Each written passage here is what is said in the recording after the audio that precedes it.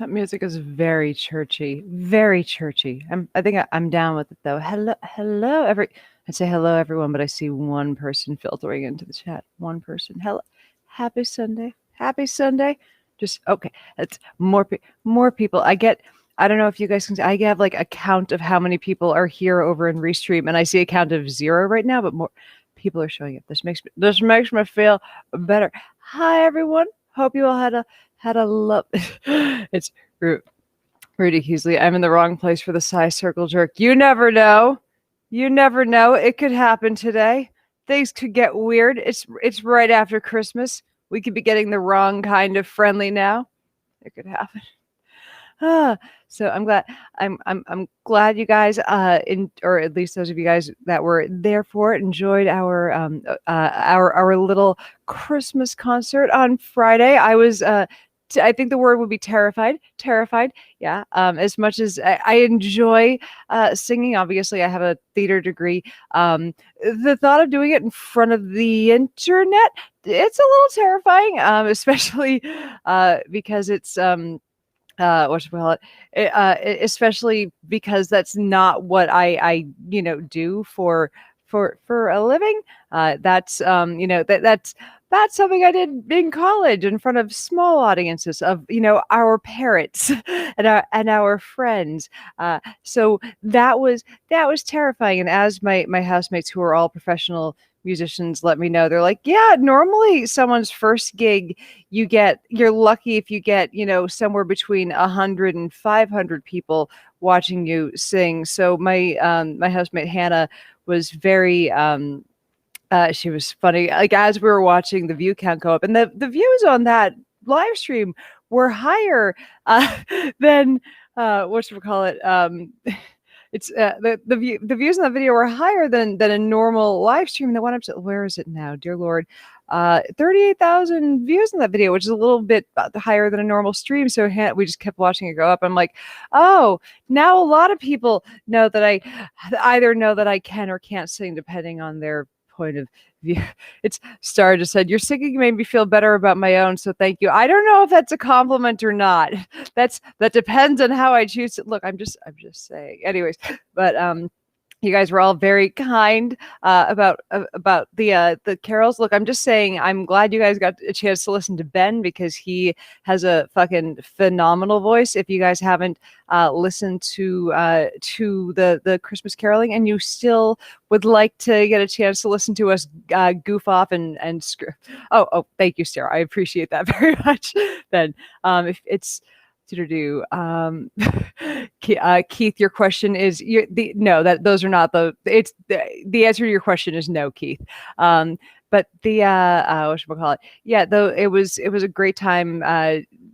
Singing with a couple of professional musicians because what's her face, Hannah, is just incredible on the upright bass, and I've heard her practice for months. And whatchamacallit, Ben is just like I said, I wake up to hearing him singing every day, and like his voice is just so good. And like I've been nervous, like as one of the things Ben said was he hadn't heard me sing yet. And I've practically been scared to like sing loud enough for anyone in this house to hear me because as I've mentioned, one of our other roommates is in the Bengals. My father-in-law lives in the house. Like I said, a huge house. Father-in-law lives here, and he is an amazing saxophonist. Those two are just so good.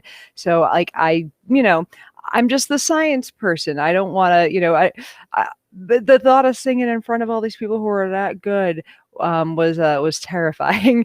But then we just like every so often someone would start singing and I'd pop in on harmony and they're like, that you can, we've heard you. So anyways, it was a lot of fun and I'm really glad you guys enjoyed it. And it was really cathartic because part of the reason that I wanted to do this was my long game on this whole thing.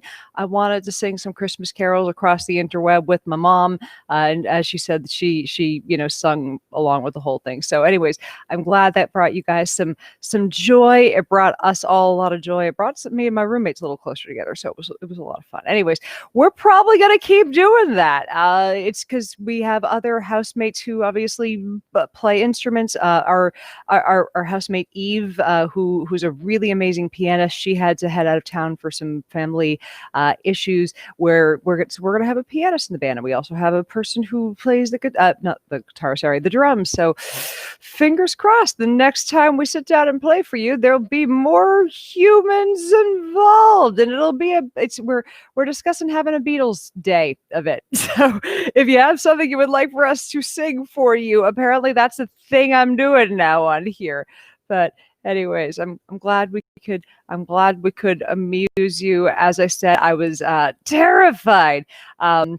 Because it's that thing about, like, if I fuck up the science, I can go back, I can go back and fact check and tell you, I'm sorry, I got that wrong.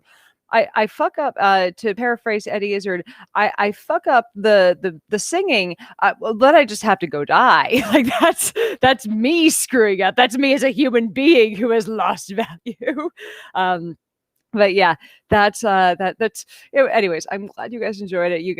You brought me a little confidence that was not in there before, so brought joy to my heart. Anyways, that was a really good it's a couple people are saying in here, Hannah was great. I will pass you. I'm taking a quick picture of this on the screen to pass over to her, because she won't she will not believe that unless I'm like, BTW. She needs to hear that. So, but yeah, she is wonderful. They're both wonderful. It's like I said, musicians in this house make me feel like they're so good. They're incredible. Anyways, let's do. Is there a drinking game for every time she says whatchamacallit? If you guys ever come up with the codified rules for this for the SciBabe live stream drinking game, it'll be the perfect way for me to figure out what I have to work on for all of my verbal texts. So somebody come up with the rules for it, and I'll be like, all right, here's what I have to work on. Here's all the things that I have to just out of my speech. It'll be good. So anyway, so how was everyone's holiday? How was everyone's meandering through the planet to visit your loved ones and relatives? But y'all are hopefully the people who stayed the fuck home and watched with horror as everyone else did the traveling, and we just stayed back and sipped some lemonade and went, oh shit, this gonna be bad. We stayed in our little snow globes with our kitty ears and our pillow forts, and we're like, in our heated blankets, we're like, we're not leaving. This is fucking scary.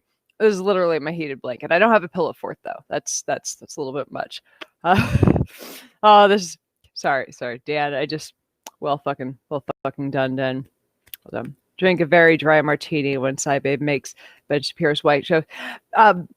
Just to clarify, though, even the driest of martini, wetter than Ben Shapiro's wife's pussy, might actually be closer to her clitoris, too, than what Ben Shapiro has ever found. Girl, just look me up. I'll help you find a Hitachi. I got you, Ben Shapiro's wife, whatever your name is. All we've ever heard of her is that she's the wife. Anyways. Sorry, girl. You deserve a whop. Anyways, scrolling. But yeah, it's been I saw earlier in the chat, very beginning of the stream, somebody commented that they had just gotten diagnosed with COVID, and oh my God, like that's my biggest nightmare right now, is that we've all been quarantining for all this time, and all of us and coming down with COVID. Like I feel this probably goes without saying, but I got a COVID test, I believe it was a week ago. It came back negative, as you'd probably suspect, given that I'm fine now. My husband had a coworker whose wife, and now of course the coworker came down with COVID. And now it's funny, my husband believes the reason that he managed to not get sick with it, he's not exposed to that coworker all that often. There's one coworker who's kind of a person who's exposed to both him and the coworker who got COVID. That coworker, before we started working there, got COVID back in March, April. So somehow they had, look, that's how herd immunity works. You have the person that was exposed to the two of them was a link in the chain who had the anyways. But yeah, this is why we need people vaccinated as soon as possible. But anyways, Sam Tealers, I hope your husband's coworker and wife are all right. Last time I checked, no, they had really minor symptoms. The reason that they found out that, and everyone at the company, from what I understand, is being, not, there are two Texans that work there that are being a little laissez-faire about things. It's from what I understand, the coworker who got, or the coworker and the wife who got sick, she's pregnant and was going to the hospital for regular checkups, and you get exposed at the hospital, and that's kind of like, that's why a lot of people are skipping any hospital appointments that aren't like 1,000% necessary, so that's got to be terrifying, especially like if someone's like, that has to be absolutely terrifying if you're pregnant right now to be dealing with. I need to go to the hospital. Like I have friends who are dealing with pregnancy right now, and I don't even know the type of stress that has to be. Just, oof, that's a lot. But no, husband's coworker and wife seem to be doing okay. That's all just, that's the thing with COVID. Seems to be doing okay right now is never, it's never a guarantee with COVID that they're going to be okay for good. I don't know if you guys read the story of the college basketball player. I believe it was a week or two ago, who he got sick this summer and then months later collapsed on the basketball court. That was, this thing can really, especially with younger people, can attack their heart and show up ages later. Oh, I think it was you, Heather, who said that you were diagnosed earlier, or just diagnosed. I'm so sorry. I hope you're going to be all right. So any advice for someone who's just diagnosed? Well, first, just to be clear, I'm not an MD. I'm not a DO. I'm not a nurse practitioner. And I'm especially not your doctor. I have not diagnosed you. So this is just generic best practices. It's not medical advice designed for you. And I need to be clear, you need to talk to your doctor about what's best for you in your situation. And this is true for any medical thing. And I mean, I know I say this before any type of medical advice, but I have to legally cover my ass and to be clear that, I don't know what's happening with you, what your pre-existing conditions are, if you have any comorbidities. And here's the other problem with COVID, with giving you with giving you advice, is I don't know how the COVID is manifesting itself in you right now. So anyways, I've been telling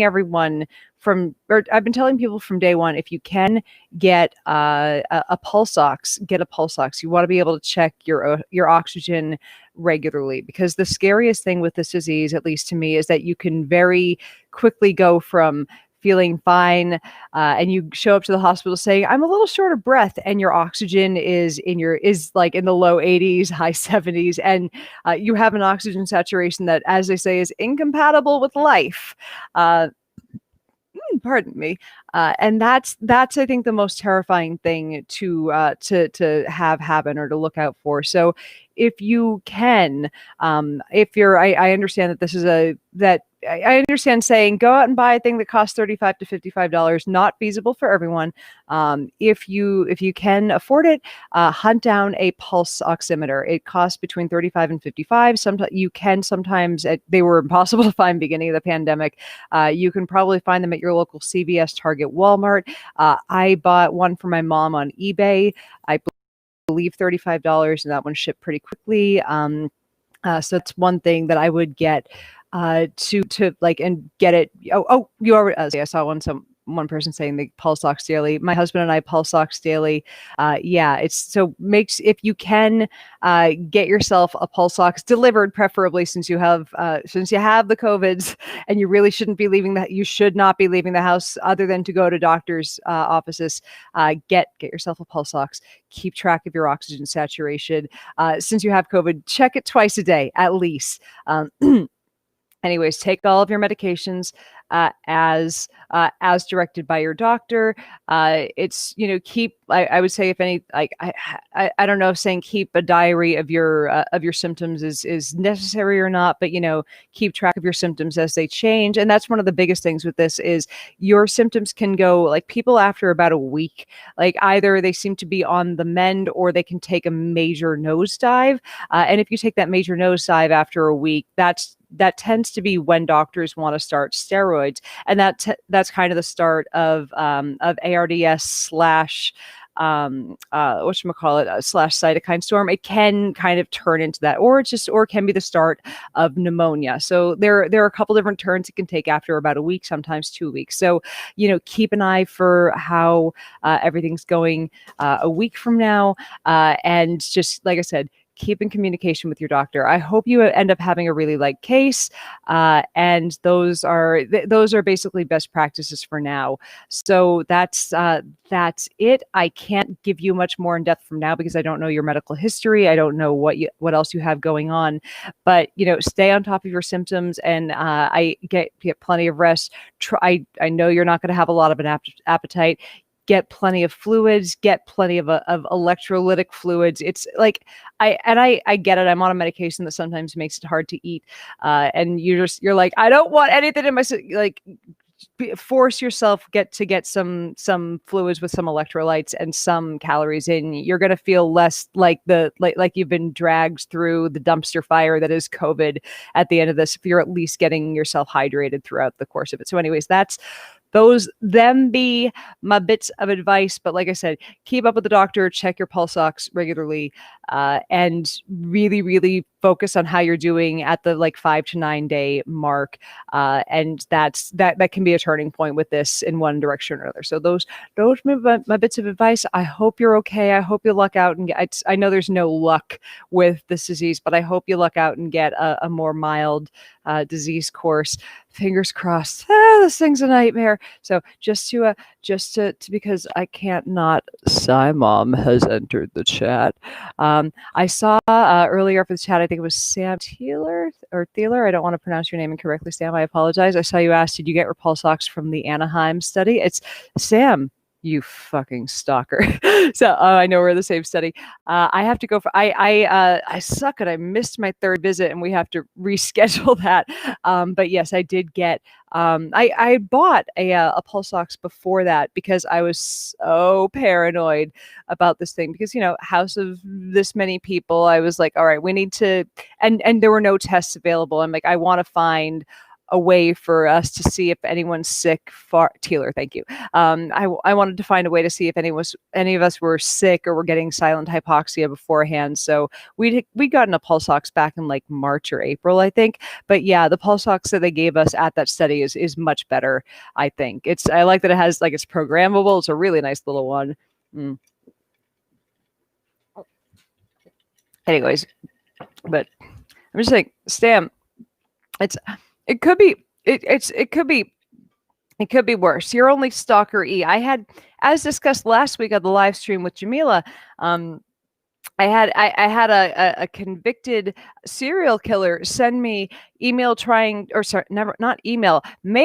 my home address trying to convert me to become a Jehovah's Witness after seeing me on a guest appearance on a show on PBS. So, you just signed up to be a volunteer in a study that met at a public place. That's mild. That's okay. You signed up to help humanity get a vaccine on the market.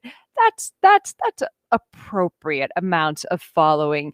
You didn't, after you were in jail, hunt down my home address to let me know that I should convert to a cult. Okay, I'm just saying. It was a weird week last week. Debbie Cole just asked what the actual fuck. Oh, I talked about this last week. I will do the quick recap version of this because this was just. This threw me. So I get and I'm still open for the fact that I'm wrong, but I tried really hard to figure out if this was if there was anyone else who could have sent this.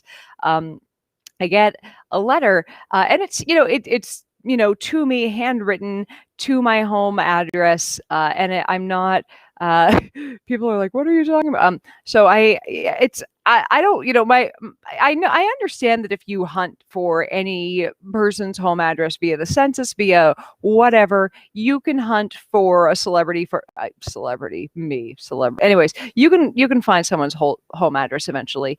But I get a piece of mail handwritten to my home address, and I'm like, okay, didn't expect that.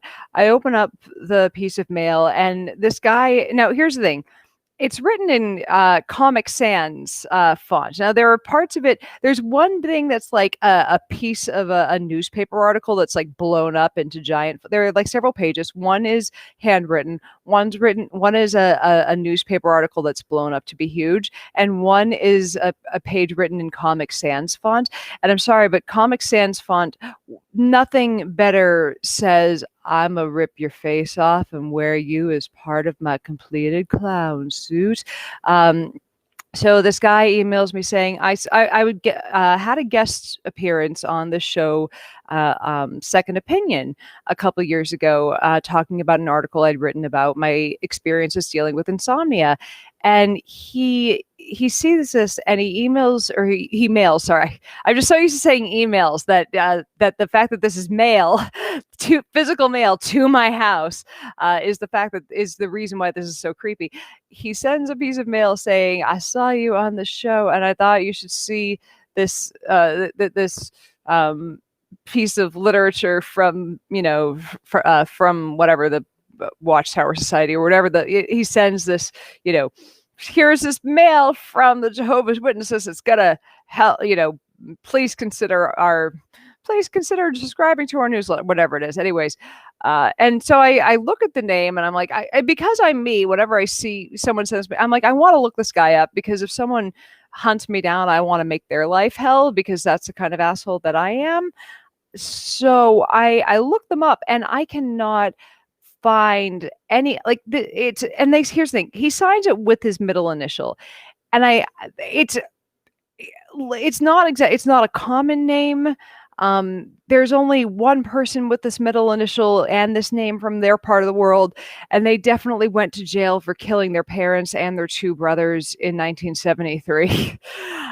Ah, so yeah, got a piece of mail letting me know they saw me on TV and they want me to convert to being a Jehovah's Witness, and they're the moral authority on the universe, and they killed their father and their parents and two brothers in 1973. Wants me to know they can help me with my let me tell you, if you ever had a thought in your head that that being a celebrity would be fun, there are days where it's neat. There are days where you do something like, "Hey, I'm going to put on a little Christmas caroling thing," and like nearly 40,000 people see it, and you don't expect that, and it's fucking cool.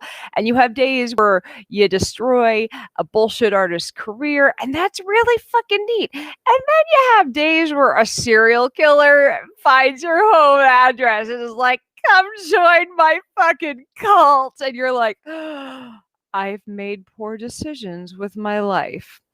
So I just wanted to give you guys that cautionary tale. So hold on. This is just to let you know, celebrities are just like you. We wipe our snotty noses on our sleeves because we're ill prepared with tissues. I clearly have the COVID, so it's got to be out. So yeah, that was, and to be fair, to be fair, I see. I see you guys sending stars. Thank you. I appreciate it very much. Just a quick reminder, there are a couple different ways that you guys can support the support my attempt to survive the letters from serial killers. Obviously, you guys can join my Patreon. Next week will be we moved the monthly Patreon call or live stream to next week, just because it was Boxing Day. I was tired, but we have a monthly Patreon live stream, so you guys get an extra little stream, an extra little cozy stream with me. If you guys come join Patreon, and I dump my extra little brain droppings over behind the paywall on Patreon. You can also do a one-time donation over on PayPal. And of course, if you guys just feel like sending me candy, there's a link to my Amazon wish list down below. So, and those are all the different ways you can help support the channel. Just over on Patreon, just a $1 monthly donation will keep a science communicator off the streets, and of course, keep her adorable science dog safe and vaccinated. What's that, buddy? You need the vaccines? You need all the vaccines? You need to lick my eyeball? Is that it? Oh, you're a very cute dog. Isn't he so cute? He's as stupid as he is cute.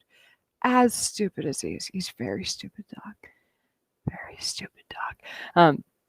People are asking what's in the lemonade. It's just lemonade. I've said it before. I am very lazy when it comes to my morning thing that I want for a beverage. I just want something that is not water. So these are my, like, hey, just take 3 seconds and that's all. That's it.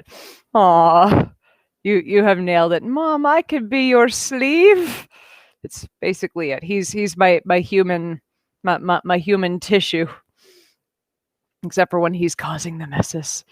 Somebody just asked, Jason Kelly just asked, can dogs get the virus? I feel like I've heard reports of like a lot of different animals, like there being an isolated case here or there of the virus happening, but not but like there are no widespread reports of it. They're also not a very good way to transmit it. So if somebody in the house has, like, if you're, it's because we've had some porch hangouts, like back when things weren't so fucking hairy in LA. We had friends come over, all of us masked and sitting on the porch, and it was kind of okay for the dog to wander between the few the handful of us, because fomites were not because dogs were not a good way to spread the disease via fomites or fomite transition. Let's see. Dan Keeling just told me to remind you guys. Scibabe's Patreon contains recipes and a great Melania and Trump impression.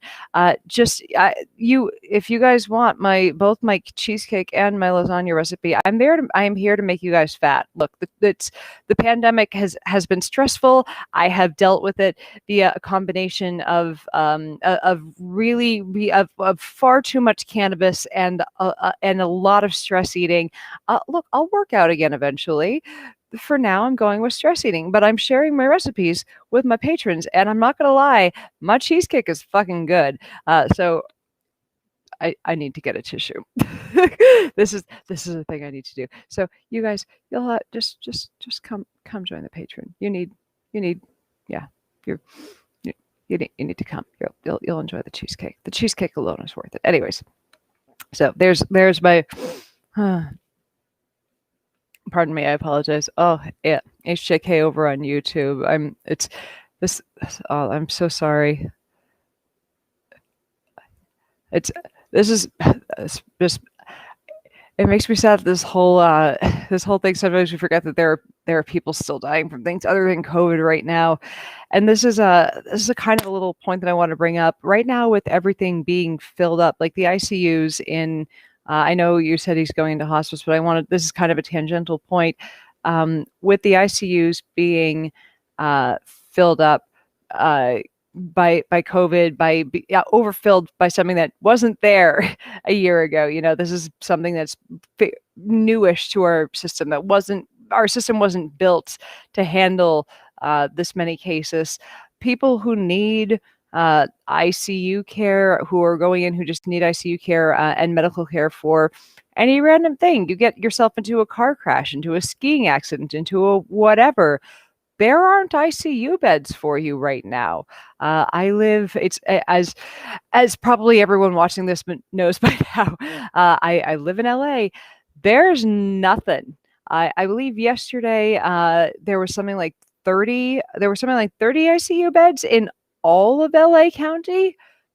All of LA, and they were reserved for non-COVID cases, because we need beds for people who, like I said, car crashes, accidents, like that's and I mean, basically at this point, any beds that become available, or ICU beds that become available, they're because somebody left or died, and they're going to be filled up immediately, and it's going to be like that for the next couple months. I mean, and this was like, that's the thing with exponential growth. It's going to get worse. And because we have more people out there who have gotten sick, we have far more people who it's going to spread to by, at Christmas. It's kind of like, how all those pyramid charts that you see for MLMs. Like, we have a lot of people who spread it for this tier. We're going to have so many more people they spread it to for the Christmas tier. Oh, thank you for. I saw the picture of this yesterday, and that was only mildly terrifying. UC Irvine has a field hospital set up in the parking lot, so it's um, LA and New York are competitive. This was not a competition that we wanted to win. The the competition of who's going to have the worst fucking outbreak. Where it doesn't look like it matters what we do at this point. This is going to be about as bad as New York in the spring by the end of February. It's that we did this to ourselves. We knew how bad it was. We knew exactly how to prevent it. We knew what we were dealing with. We had the testing. We had the tools to stop it. We knew how it spread. And here we are. I need more lemonade. Hold on.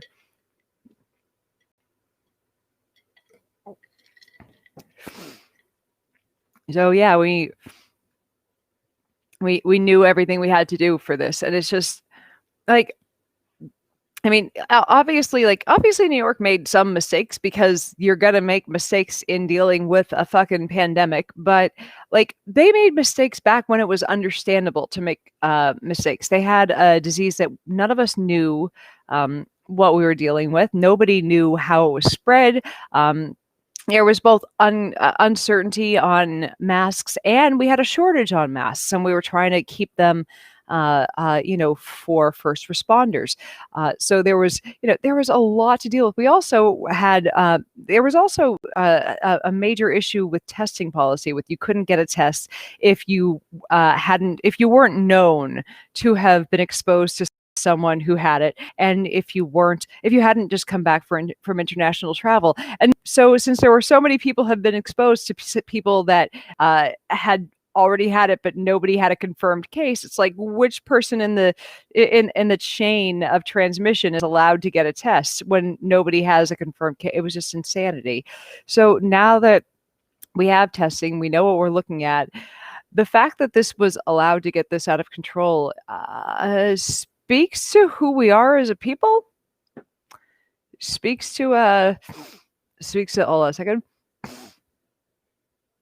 I'm clearly dying over here. If there's a little bit of phlegmy buildup. It's clearly the rona. But yeah, we did this to ourselves. And it's funny. So there are a couple things to discuss with this, no matter what, when I bring this up, when this comes up over on Twitter, and I'm sure eventually somebody, because this is transmitting over to a handful of different places, I'm sure eventually there will be someone on Periscope who says, it's funny that this is happening in a blue state. It's an all Democrat-led state. So a couple things to talk about with this happening in California. Now, number one, California, at least last I checked, and this was yesterday, California is 34th in the country in terms of cases per capita, which, not great, but, that means that it's still not, in terms of national average, not terrible. We have 40 million people. So that is the most that is the highest population in the country by 10 million people. The next the next most populated state down is Texas, and they have 10 million fewer people than California. So it would be weird if we didn't have the most cases. The other thing is, more than likely, just judging by fatality statistics and knowing that we didn't have sufficient testing at the beginning of the pandemic, it's likely that New York actually has had more cases already if we had the testing at the beginning, but we did not. But that's, again, neither here nor there. It would be weird if California didn't have the most cases, just based on the number of people we've got. Why, if we didn't have more cases than Rhode Island, that would be strange. But we also, per capita, have fewer cases than 33 other states. So we're not doing it's like saying we're not doing too terrible is also a relative thing in the US because we're also comparing ourselves to the country that is handling this worse than anywhere else. So, but I mean, it's even if a state locks down, does everything right, does everything it's supposed to at this point in the pandemic, you're still dealing with an environment that is not closing borders to other states, is not doing anything correctly. So states can only do so well at this point. So at this point, after hopefully after the next administration takes over, we'll see mask mandates, and we'll see at least a temporary lockdown, and we'll see money being given to people to stay the fuck home, because this is not going to get better until everyone's been vaccinated and we see at least a temporary lockdown, because it's just going to keep getting worse for the time being without anything being locked. It's John Grzan just pointed out testing is great if you can afford it. I don't know where you live, John, but at least in Los Angeles, there is testing available 100% free for everyone, and as many tests as you need. So that's one thing that's good about living here. I mean, I've gotten tested twice at city testing places, and it's just you don't even have to give. You don't have to give any insurance information. Just show up, give your name, they test you, and it's free. So.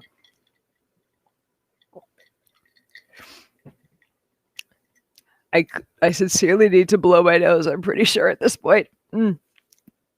It's that point, like right in between, when it's like the snot is not quite at the front of the nose, it's not quite at the back of the nose, and you guys just, none of you needed to hear that. It's like, I'm like, I kind of need to go off camera and do a thing with my face right now. I'm very delicate. Very delicate. These are things you all wanted to see from me. This is what you came for. So scrolling through here, Central. Oh man, Lita just said $200 a go, cash only for testing. Wow, jeez, just come a little bit south from Santa Barbara on down to LA with free testing. Akiko said I did not pay for my PCR test at Kaiser. Yeah, I know they're free at Kaiser as well. Rich just said, Yvette, blow your nose. You see, now my nose feels fine. Everything seems to have worked its way out. So there we go. Everyone's sharing how much it costs depending on insurance and whatnot. See, this is what, again, I'm jokingly, before anyone starts, trying to get the House on-American Activities Committee on me. This is why socialism is wonderful, because the state the city saw that this would be a good. This would be a community good for everyone if testing was available in a widespread manner. So they're like, let's pay for this via our tax dollars so everybody has access to testing. And it has worked out because it was good for everybody. So I'm just saying, maybe we did a socialism and it wasn't bad. Just want to. I'm not saying do all the socialisms. I'm not saying all of the socialism, but I'm saying this was a good socialism. Kind of like, police, fire, all that, library, schools. Those are, you can do a good socialism. And now I'll be written off with the rest of the bread tubers. It's my big plan. So I just got an antibody test at Kroger. Just see if I had a mild case. I had and it was negative.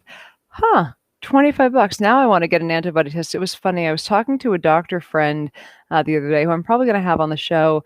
And when I told them that, we had so many people living in the house and had not had it yet, they were just in disbelief. They're like, somebody has antibodies. There's no way. I'm like, nah, we have it. Like, no one has had symptoms. And it seems so unlikely that all of us would have had it and no symptoms for anyone. And I get it. That's not how statistics work. Like you've seen one case. There have been incidences of hundreds of people being tested. I know early in the pandemic, they had gone through a prison where there were, several hundred people that had no symptoms. I could be misremembering the situation a little bit, but I know that they had, there have been cases where a lot of people, because it's just happened to not have symptomatic cases. So it could be that my entire house has been infected already and everyone was fine. But also, there's no good reason to think that, because we've been, it's a lot of us have, jobs that keep us at home, and nobody's been, no, yeah, I'd rather stay a little paranoid that nobody's gotten it yet. um, and, and, and we don't have the antibodies, than go with somebody going, it's statistically unlikely. You're probably already all got sick, especially when we've got comorbidities. There we go.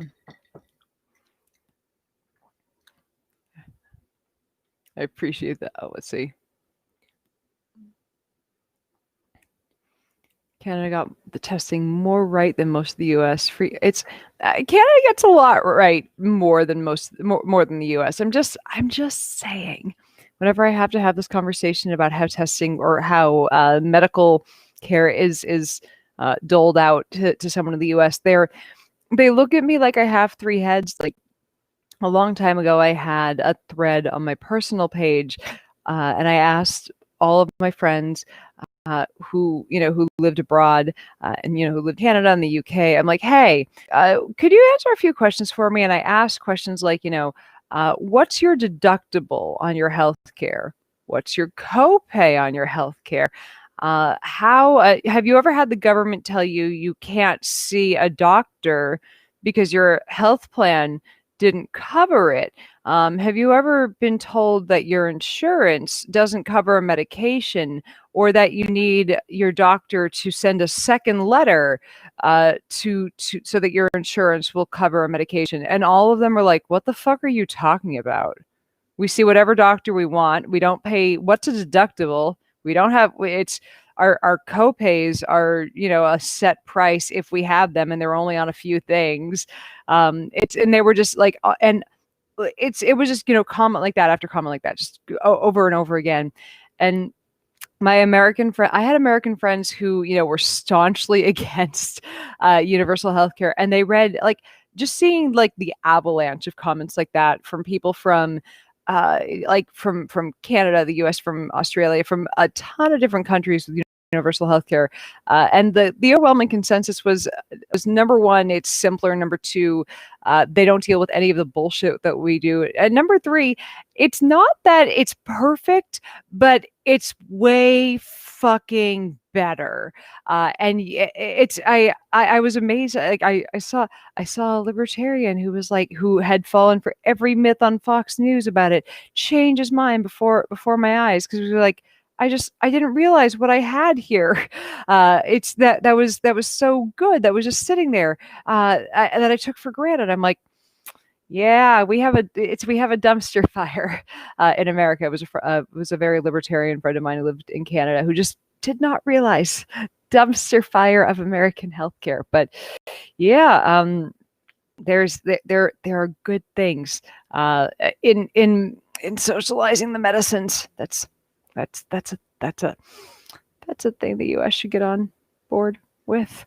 But it was nice to see a bunch of my friends just say, yeah, it's fine. Socialized medicine is not as crazy as people in the U.S. think it is.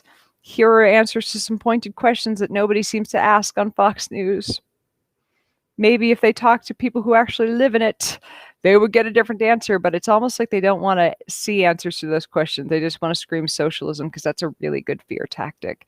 So, but it's interesting that right when socialized medicine would really benefit a lot of people, like say when a lot of people have lost their jobs in the middle of a global pandemic, like, so I'm just saying right now is a good time for that to be just pushed right through. It's a good time for that, for some universal basic income. Anyways, let's get back to let's get back to some of this. So, there's some good. Let's chat about some good vaccine news. So this is obviously all. It's all a little speculative. It's all just a little bit of drip droppings that are coming through the news. But there's some good news about the AstraZeneca vaccine. It seems to be above 90% effective. I believe they're going to be looking for approval or they're seeking approval in the UK as early as next week. It's a third vaccine. Can we get a fourth? Can Johnson and Johnson come up with theirs next? I mean, and the neat thing about this one being, whatchamacallit, coming through so or the neat thing about this one, sorry for the stuttering, I got a little distracted there. This is a very similar technology to the Johnson and Johnson vax. So if this one works so well, fingers crossed, so does the J&J vaccine. So fingers crossed, it's going to be okay. So we've got ourselves. Hopefully, we'll have 4. Lauren just said J&J is supposed to be release data mid January.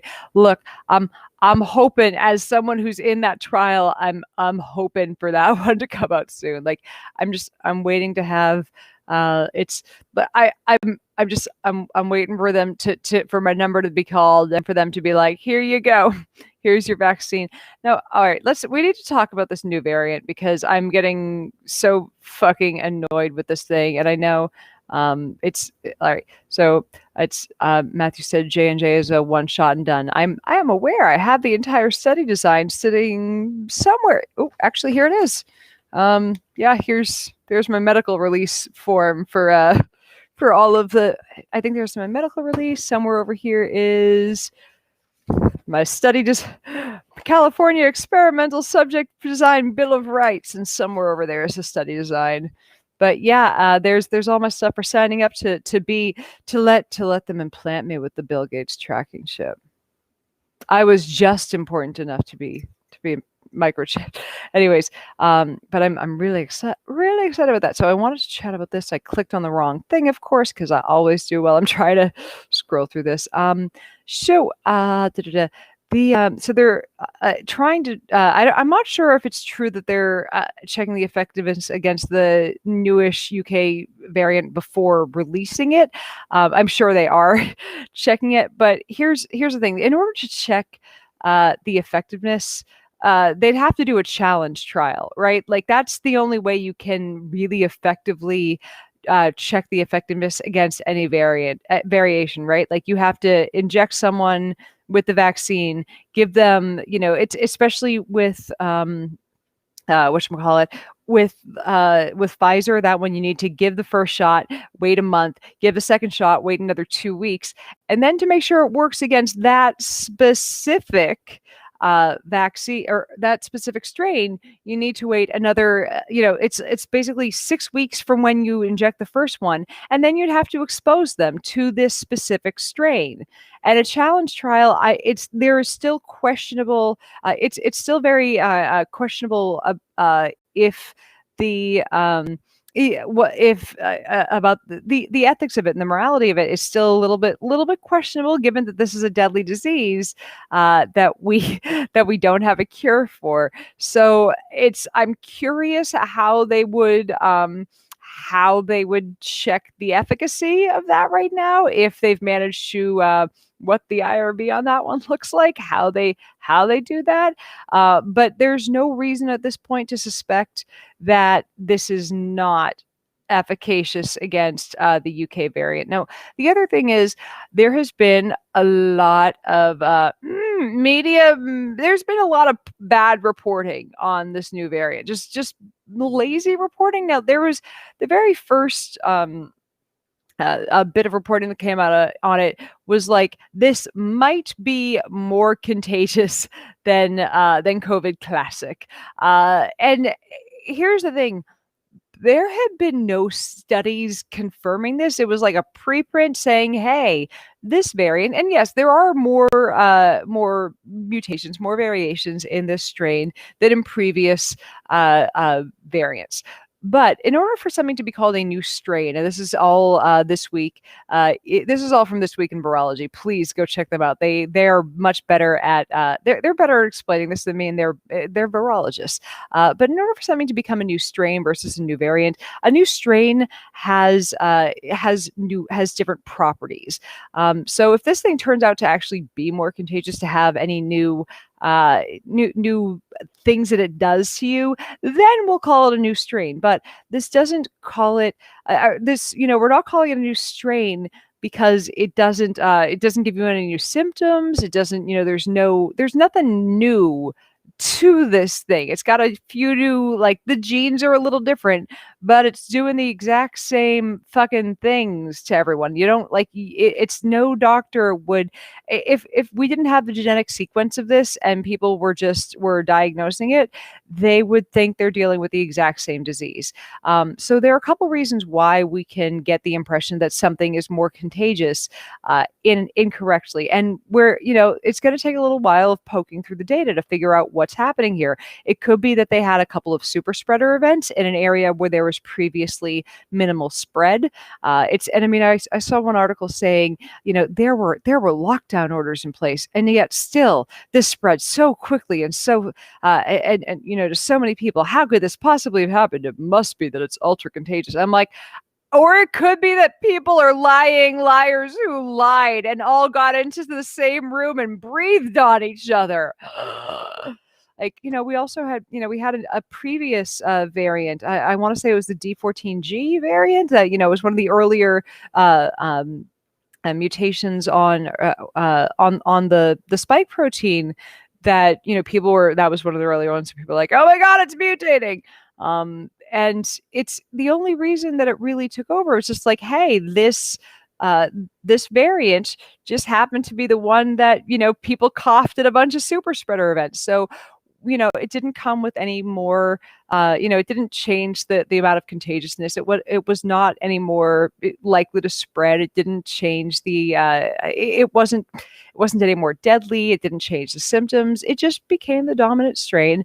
This one, same thing. We have D614G. I was very close. Thank you, Peter. But there was no, we have at this point no reason to think that, or no firm reason, no firm science. And like I said, I will change my mind. I'll update you. I'll tell you any new thing that comes out from this. We have no reason to think that this is more contagious, like that there's a higher R naught for this than there is from COVID Classic. Like, how you'll see, it's like measles, crazy contagious. You walk into a room with nobody vaccinated from the measles and you're coughing some measles all over the place. It's 90% of the people in that room are going to get the measles.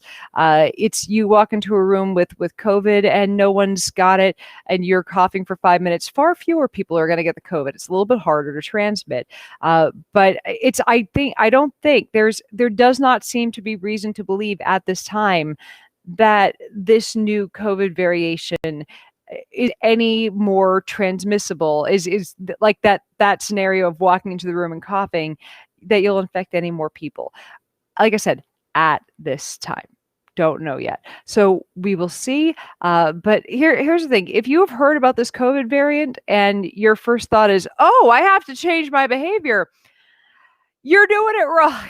Because you know what stops COVID, this new COVID variant, the new scary, contagious UK COVID variant? The same exact shit that stopped COVID Classic. Distancing, wearing a mask, washing your hands. So please, if you're suddenly like, I have to change my behavior, means you were fucking it up before. So please continue to do all the things you were doing before to prevent the spread of the COVIDs, and you will be okay. So you don't have to panic about the Rona. You just have to keep doing all the best practices you were doing before. Don't lick any doorknobs, at least not until you've been vaccinated and the doorknob's been vaccinated. So just please calm down. Calm down about this one. I saw someone said, I just read the Independent Sage report from Christmas Eve. They definitely believe it's more contagious.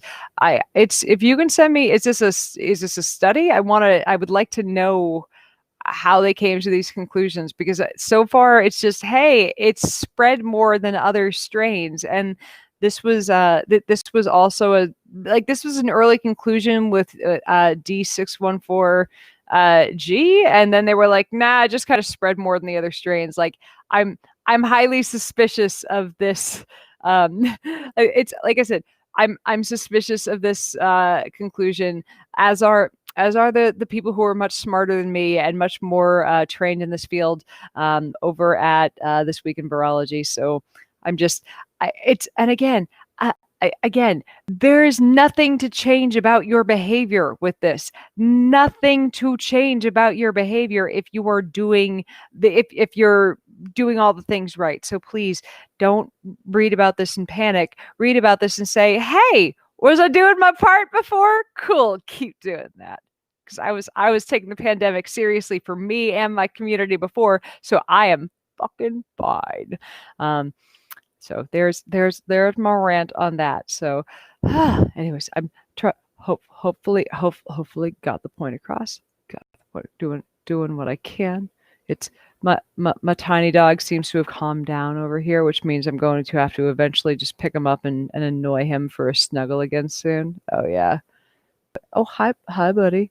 He's been ultra annoying lately, and I get it. Saying that your dog is annoying is not kind, but like he's a kind of annoying where if you're already holding him and petting him, he's like, "But mom, I need you to be more petting me. I need both hands petting. Why are you not petting me with everything you have?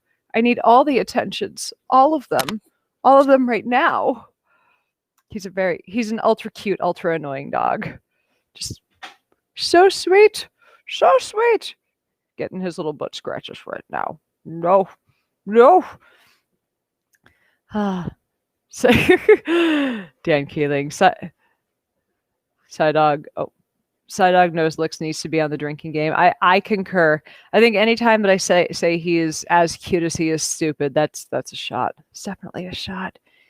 Just, So, Paulina asked, "Whatever happened to Psy-Cat?" There are 3 cats that are here somewhere. I think Oliver has just learned now that if ever I'm like, I think he's figured out if I'm talking at this box thing over here, if there are a bunch of lights, if it's very bright over here and I'm talking at the box, he's gonna get like power snuggled, and he's like, "Oh, that's not good for me." He's finally Oliver he's wily. He's smart. He's just smart enough to know like this is not going to work out. Like Oliver has to be pilled because Oliver had a little bit of a peeing where he wasn't supposed to pee problem, and for which and we please don't offer me advice on the cat. Like don't worry, it's been worked out.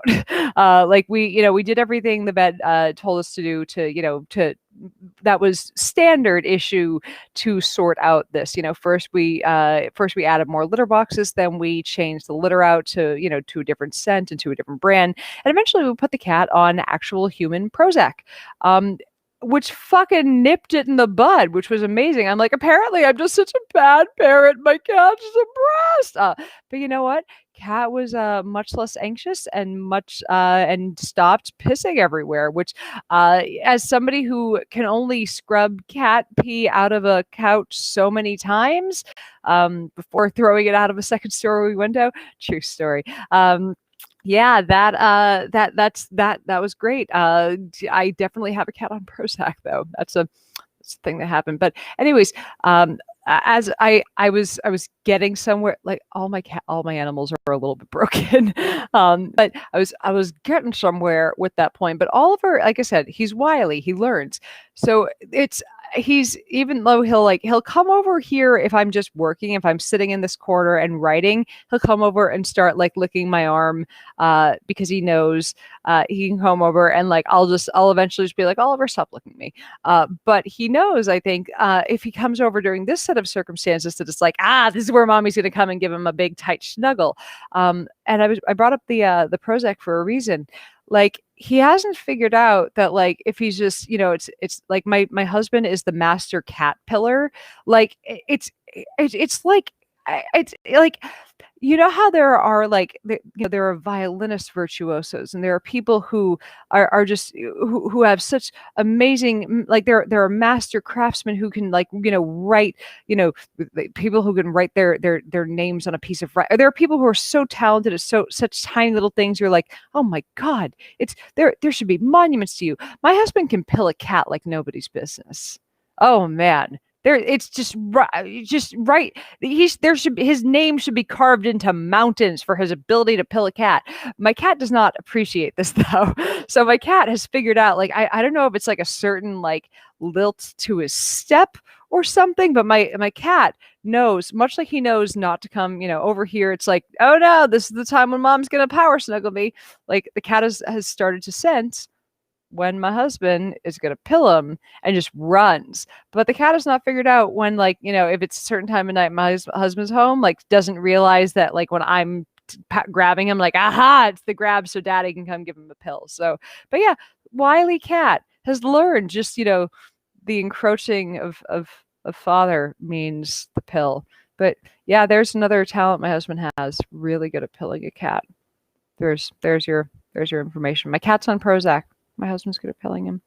Hope that I just made your night. Have a cat that hates being. I have a very smart, crazy cat. See, I feel good knowing one of the rest. I feel good seeing other people in the audience that are not horrified by this. Like, it's the first time that I had that a vet suggested, you put your animal on Prozac. I was like, wait, what? This is a thing that we do. But it is amazing what it can do for a variety of animal behavioral / anxiety issues. So yeah, getting kitty pee issues under control was helpful for all of us, because having to clean kitty pee up that often was just, that's a quality of life issues.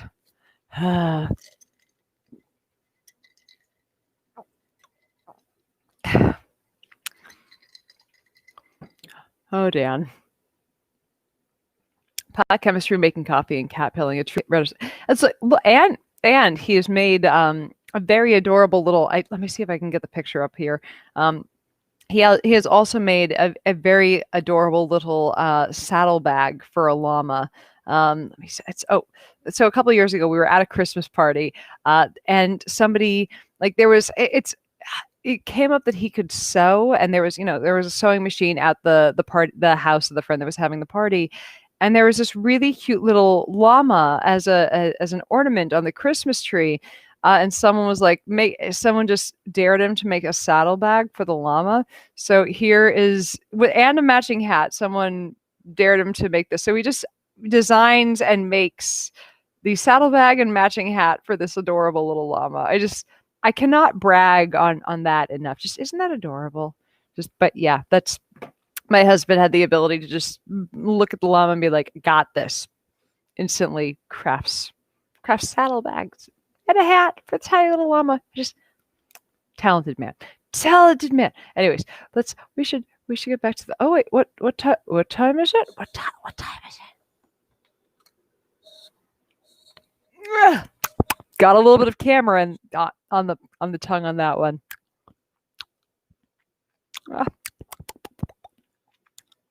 I'll think I'm gonna die. Oh my god, I'm gonna get germs on me. How am I gonna live? No, it's gonna be rough. It's gonna be rough. Hold on a quick second. Checking one thing. There we go. All right. Gotta give the people what they want. Oddly sensual. I wasn't aiming for that. It's another part of the drinking game. Finish your drink on a screen. Like, just, you people are weirdos. I'm here for the weirdness. We're here for the mutual weirdness. It's, I wish I had, like, it's the thing where I wish that I had more to say about the ronas today, but But like this week has just been a lot of horror and looking like it's been, hey, we've got some good news that the vaccine is coming. Oh fuck, everyone's got COVID right when the vaccine's getting here. Fuck, fuck, fuck, fuck, fuck, fuck, fuck. Like I it's really depressing watching this all in oh wait, hold on a second. I just like because I love looking through Twitter for what the trending thing is in terms of like because you can get so much from what the trending thing in the news is, what scientists are saying about it, what journalists are saying about it, where they're getting it wrong in between the two, because there are some very good science journalists out there who do their diligence, try to learn it, defer to scientists, and are doing everything that they can to make sure that this is communicated accurately. Like Ed Young, or Ed Young, sorry, whatchamacallit, Stephanie Lee, Karen McKenna. I have a list that I follow religiously, and then there are people that are just like, hey, I need to fill content and don't do their diligence, don't see which studies are preprints, are just repeating whatever makes a really good headline. And then there's like the meta commentary on it, where you go and you read people's, just arguments back and forth on, well, I heard this and I read this, and people are, amalgamating things from 3 different, studies or preprints that they're not sure what they're talking about, and new narratives are forming on top of stories and on top of studies that have already come out, and people are kind of forming new ideas that aren't accurate to what was reported. And it's fascinating to me to read through the Twitter ecosystem and see how people are making their thoughts about what's happening with the COVIDs. And it's like it's fast so horrifying what the news system is doing to us right now. But I think Harley, I yeah, completely agree. I'm burnt out. Like it's that thing where I miss like beginning of the pandemic. It was all really, everything was terrifying, right? Like we didn't know what was happening. There was like, it was easier to do a stream on it because there was at least new information. There's always brand new information. We had something that we were discovering about this every day, and I could always tell you something. Hey, we found, there's a breakthrough, and at least now we've got a breakthrough of a new vaccine coming through. But like right now, it's and occasionally we had cases go down. Like remember, like May, June, cases started going down temporarily, at least, right? It was like, oh, things are gonna be better. And it's been really, really hard watching, watching this turn into this, where I have good news. The everyone, like, I want to thank all of you guys who, like, after I know I've gotten so many emails from people who said, from you signing up for the vaccine study, for the J&J study, I felt comfortable signing up for a study. And I just thank you guys so much for, for putting your immune system on the line, for being willing to do that. Like there have been, like, it's obviously like the, dozen some odd people who did it because I did is not what made the difference. But like everyone, like there have been people who, both selfishly wanted the vaccine and were willing to do this, is what got this to market. And I selfishly wanted the vaccine. That's part of it. But it's been amazing to see this turn around to the point where we have a vaccine already, where we're about to have 4 vaccines already, but also be at a point where that's not the story, because all the hospitals, all the ICU beds in a city of 10 million people are full. And that's before the Christmas rush. So, and I believe the reports were that the airports were as full, as busy as they'd been all year this week. And there was a dip in diagnoses this past week, kind of like there was for Thanksgiving, because people weren't going to the hospital. They were ignoring their symptoms to fly home for Christmas. So Things are about to get bad. Let's see. I see somebody. I see you asking your question again, so I'm going to try to get to it now. Question got buried, so I'm going to ask again. People are already getting crazy anti-vax because the current approved vaccines are stated to be safe for people over 17 or 18. Do we know if there are separate trials happening for kiddos or seniors? For that matter, I'm not sure exactly how that works. I believe that I know for I know for a fact that they did some testing for seniors, at least in one of the trials. I'm not sure how testing for kids works out, but I will look into that before the next stream. I don't want to. I try really hard not to speak out of turn. On these things, but I will have a look into that before the next stream. But no, that's a it's let's not give them any any ammunition they don't have or that they shouldn't have. But yeah, no matter what, let's see. Oh, here we go. Thank you, Sam. They're doing separate trials for 17. So let's see. Good. I'm glad that we have some people answering in here for you. Separate trials for 12 to 17 now. And Moderna and Pfizer said that they are doing testing for under 15. So so it looks like that's the case. I'm gonna have a poke to see if I can get like the accurate numbers for all of them. But no, they do they do separate trials for a couple different. Let's see, and AstraZeneca is testing seniors. Like, I mean, one thing that was interesting the day that I was there for Johnson and Johnson, they were because they like the dosing for this is sensitive to your weight. They were kicking because they wanted standard dosing for people that were of a quote healthy weight. They were kicking people out that were overweight or not overweight. Like, you were allowed if you were overweight, but if you were obese, you were kicked out of the study. So so basically it was like they were standardizing it for I believe 18 to 65 and healthy weight to overweight was how they were standardizing it the day that I was there. So it was kind of depressing to see a few of the people that were kicked out because they did not look obese. But you'd be surprised at how tightly they control these things.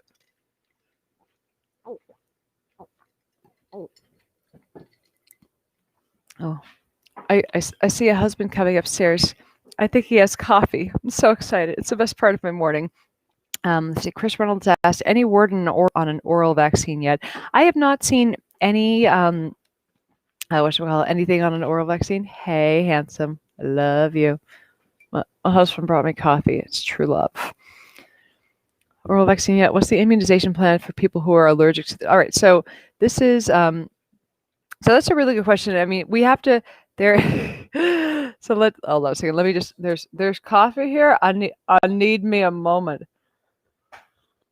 He makes really he makes really good coffee. I want a quick I want to let's see. I want to get back to I'm going to get back to this question in a second. I want to answer something. Rich Wendling said, I hope they weren't reliant on BMI to determine if people were overweight for the study. They were, and that's the thing is they have to have and I get it, BMI sucks. They it does, it fucking does. They have to use some yardstick. That's just the fucking case. It's stupid, it's part of it. That's just it is there are BMI is going to screw over some people. It's going to be accurate for a lot of people. That is just that be the case anyways. But let's get back to this. What is the immunization plan for people who are allergic to injected vaccines? So there have been very few. So there are going to be some people who, no matter what, cannot take vaccines due to being immunocompromised. So there is the plan for that. This is why we have a concept called herd immunity. The people that cannot be vaccinated due to being immunocompromised. That's why we hope that we can immunize the herd around them so that nobody else will get sick, so that we don't spread it to them. So the other thing is people who are allergic to injected vaccines. So there have been a couple of allergic reactions to this vaccine so far. I believe 3, and that's the report as of a couple days ago. There might have been more. These have been minor allergic reactions, minor allergic reactions. They've all happened in office. They were all treated in office, and everybody who had those allergic reactions was treated that day and released from the doctor's office that day. And every single person who had an allergic reaction said they would get that vaccine again. So I think the immunization plan for people who are allergic to injected vaccines or who have allergic reactions to this vaccine is that everybody who has some form of severe allergies, they need to have a discussion with their doctor. Everyone needs to discuss with their doctor any form of, their medical history, or everyone needs to discuss with their injector their medical history, obviously. And if severe allergies are a part of it, that needs to be a discussion, and they will be ready for you with allergy treatment and with possible treatment for an anaphylactoid, not anaphylaxis, but an anaphylactoid reaction. And they can treat you right there, and you will be fine. So, and please remember, and this is hard to, I understand, we are bad at risk assessment. We're bad at statistics. Just our brains don't do numbers well. We are shit at looking at numbers and going, I get it, we're fine. But you got a 1 in 100 chance of dying from COVID, and like a 1 in 10 chance of being permanently injured from it. And you have like a 3 in a million chance of a treatable allergic reaction. So, 3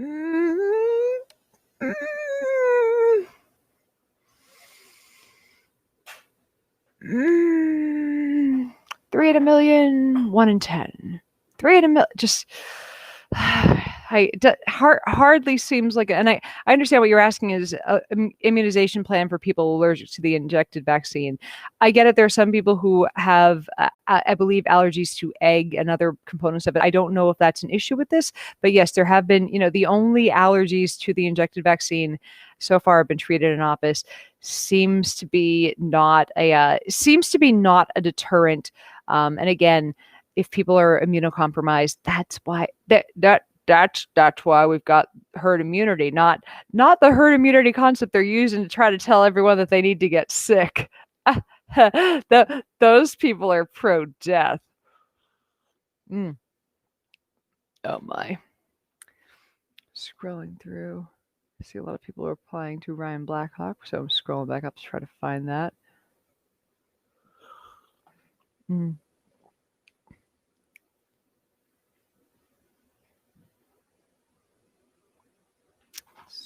see.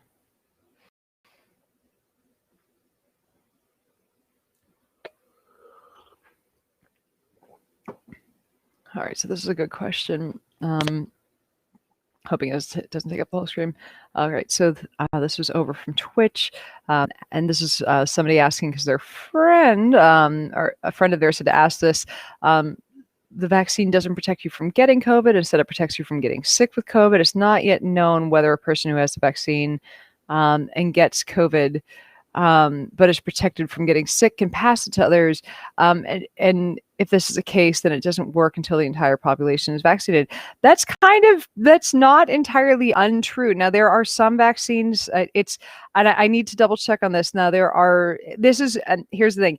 This is why we're telling people to still wear their masks after they've been vaccinated, because you can, like, after you're vaccinated, that the germ can still get into your system. Your body still has to take a day or two to beat the shit out of the SARS-CoV-2 germ and build up those wild type antibodies to it, along with the antibodies that you already have produced to the spike protein.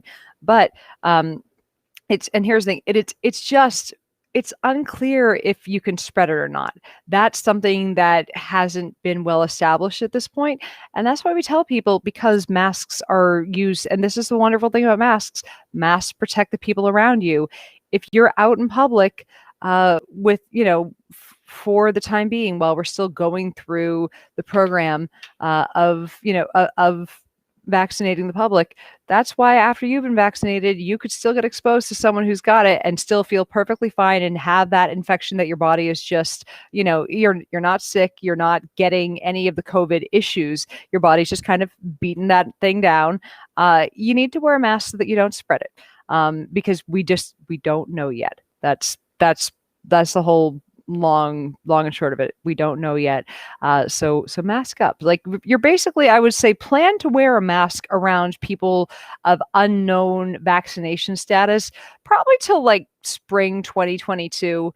And you know what? I'm fine with that. I like I don't know about you. Like, I got this adorable like Millennium Falcon mask and this really cute fucking dinosaur mask. But also, by the way, Mimi and Zin, the store is on Facebook. It's my friend Michelle's store. I dig these. They have a nice little filter pocket in there. I also have, oh wait, over here. Hold on. I also have this really cute puppy one, and I like the puppy one very much. But yeah, those I know I recommended hers at the beginning of the thing, of the pandemic, and they've held up very well. They're sturdy as fuck, and they hold quite up well to my face. So those filter, and I'll dig them. So, but yeah, that be it. Where I'll be after, here's the thing. I think after I get vaccinated, the biggest thing is I'll stop wearing an N95. Like, until I'm vaccinated, like, while this thing is at its worst, I'm wearing a KN95 to the grocery, to like everywhere, because I'm like, no, don't look at me, don't breathe on me, don't be in the same airspace. After whatchamacallit, it's after things have gotten a little less hairy, I'll be back down to my puppy mask and a PM 2.5 filter. That seems like the best route, because you don't know if you're still, who around you has gotten vaccinated and who hasn't. It could be immunocompromised people. Do your part. Try to keep the spread down. So this is really good way of phrasing it. It's just to be technical, we're supposed to cough into our elbows, but it's really is just to protect others. So, and we're going to be like, it's, as has been pointed out, it's, even though that vaccine is going to protect you from developing illness, from developing all the other possible long-term effects from COVID, you don't know if, while it's in your system, you can pass it on to other people. So just for the year while people are being talked into getting the vaccine, because man, like, it's really cool that by like April, most people are going to have access to several of these vaccines. The fact that 4 of them are going to be coming out, like, there's one that's, I believe 2 are approved already in America. Moderna's vaccine is going to be rolling out shortly. AstraZeneca is probably going to be approved within the next few weeks. Johnson & Johnson will be approved by January. This is all gonna be delightful. We're all gonna, it's, everyone watching this right now, we're probably all going to have access to, if we want a vaccine, we're probably all going to have access to it in time for baseball season. This is there will be a full baseball season too. This going to be nice. But yeah, we're gonna be out of this. We're gonna make it. I'm gonna get out of this bubble eventually. But until then, because there are a lot of people who are vaccine anti-vaxxers temporarily, wear a mask. Because the worst part of it is a lot of these people who are vaccine hesitant anti-vaxxers, they're not vaccinating their kids from this. And we have to remember that. Like, this is the worst part about dealing with the anti-vax crowd. And let's just call them, let's call it as it is. They're going to sit there and have all their different reasons for it. They're going to say, I'm not sure about this yet. This one hasn't been tested for long. It's not out yet. They're not going to vaccinate their kids. Their kids are going to sit there and be at risk. And I understand kids are less likely to get sick, but that also means that, teenagers who are likely to get heart issues are going to sit there, and some of them are going to be sitting ducks for long-term cardiac problems. These are things that are going to happen. This is terrifying, and it's just because parents are making terrifying decisions because they don't understand statistics. So a way that you can help this is by wearing a mask after you have been vaccinated. So do what you can. Try to, and I know it's damn near impossible to be the one that talks someone into getting vaccinated during this, because there are so many emotional things in this. There's so much bad information that people have had just crammed into their brains through this. And man, if only we'd had somebody at the very top of this giving consistent, accurate information all along. What a difference that could have fucking made, right? Oh my God. It's I wonder if people being told the truth about this from day one and being told this is going to be hard, but if we all work together, it's almost like that's patriotism, to sacrifice for your country. But yeah, like I feel like that would have helped out a little fucking bit, but yeah, it's hard to get people to come around on something like this. So I know talking your friends, your loved ones into it is hard. I've seen people who have been science-based, who I met through the skeptic community, who are like, I'm just not sure about this. And I don't even know how to start with that. I don't want to, it's that thing where you don't want to scare someone off from vaccinating eventually, when you know that when they're like, I'll vaccinate eventually, I just don't want to do it now. And you're like, do you understand that this is an actively circulating thing that if you wait a few months, it might not be even worth it for you to vaccinate, because you could have destroyed your lungs by then? Like I'm seeing friends who are in high risk groups saying, I just want to wait a few months. I'm like, why? You're gonna get hurt, and it's hard to watch. And it's hard for me to give advice to you guys on how to talk to your friends and family who are vaccine hesitant, because I see my friends and family who don't listen to me, and I'm me. Like it's difficult, this is a subject, and this is why when people occasionally say to me, don't bring politics into it, it's like, the problem is politics really has seeped into this so deeply that it's affected our ability to have an honest conversation with our loved ones about it sometimes, because even the people who don't listen to people who are crazy about it, even the people who don't fall for QAnon, who don't listen to Donald Trump, the entire the entire discourse about it has just been so infected with this, I don't trust the science, with the science can't be trusted, with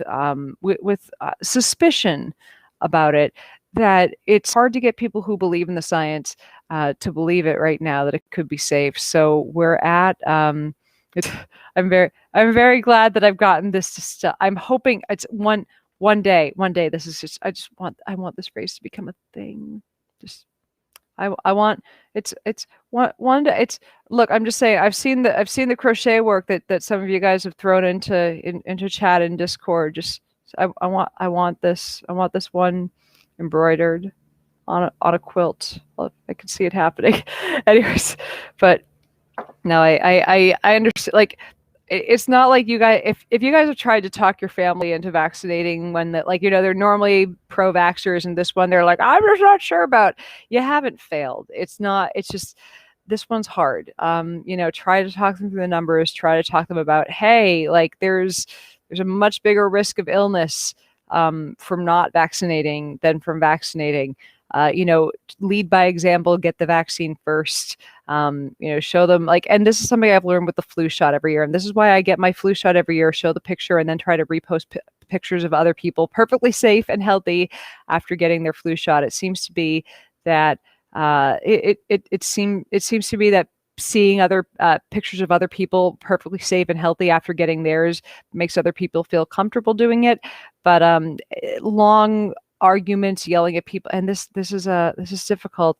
Long arguments with people, telling them that they're idiots for not getting it. They telling people they're idiots never seems to convince them, but man, it gets frustrating arguing with people when you're telling them, my God, you could actually die if you decide to dig your heels in on this, and I love you and I don't want you to die, and I don't know how to get through to you on this. So these are frustrating conversations, and there are going to be a lot of them over the next few months, while it's every anti-vax argument we've ever had, except instead of talking about like it's instead of and measles, because when measles came back, it was bad and terrifying, but it seemed like a thing that would only happen once in a while.